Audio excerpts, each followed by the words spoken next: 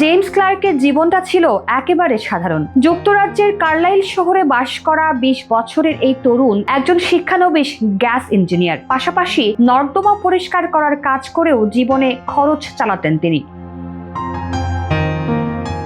ভাগ্য যাচাইয়ের ইচ্ছা থেকে বড়দিনে তিনি ন্যাশনাল লটারির একটি টিকিট কেনেন। ভাগ্য ভালো থাকায় সেই টিকিটে 120 পাউন্ড অর্থাৎ প্রায় 18,000 টাকা জিতে যান। এখানেই শেষ নয়, বরং গল্পটা কেবল শুরু। লটারিতে জেতা সেই অর্থ খরচ না করে জেমস ঠিক করলেন আরো একবার নিজের ভাগ্য পরীক্ষা করবেন। লটারির আরো কয়েকটি টিকিট কিনে অপেক্ষা করতে থাকলেন। অবশেষে এক সকালে জীবনের সবচেয়ে বড় সুখবরটি পেলেন। ঘুম থেকে উঠে ফোনে একটি বার্তা দেখলেন, সেখানে লেখা ছিল তিনি লটারিতে জিতেছেন। তিনি প্রথমে বিশ্বাসই করতে পারছিলেন না, ভেবেছিলেন হয়তো স্বপ্ন দেখছেন।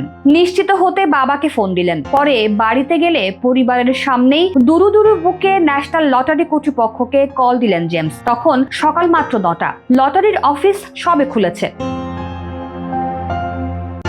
সেখান থেকে জানানো হলো তিনি 75,33,329 পাউন্ড জিতেছেন, বাংলাদেশি মুদ্রায় যার পরিমাণ প্রায় 112 কোটি টাকা। তবে এত বড় ধনী হয়ে গেলেও জেমসের পা কিন্তু মাটিতেই রয়েছে। পরদিন সোমবার ঠান্ডা সকালেও তিনি যথারীতি কাজে যান। নর্দমা পরিষ্কার করতে গিয়ে নিজের জীবনের বাস্তবতাকে মেনে নেন তিনি। জেমস বলেন, হয়তো অদ্ভুত শোনাবে, কিন্তু কাজ না করলে আমি নিজেকে প্রমাণ করতে পারবো না। আমি এখনো তরুণ, কাজই আমাকে সাফল্য এনে দেবে।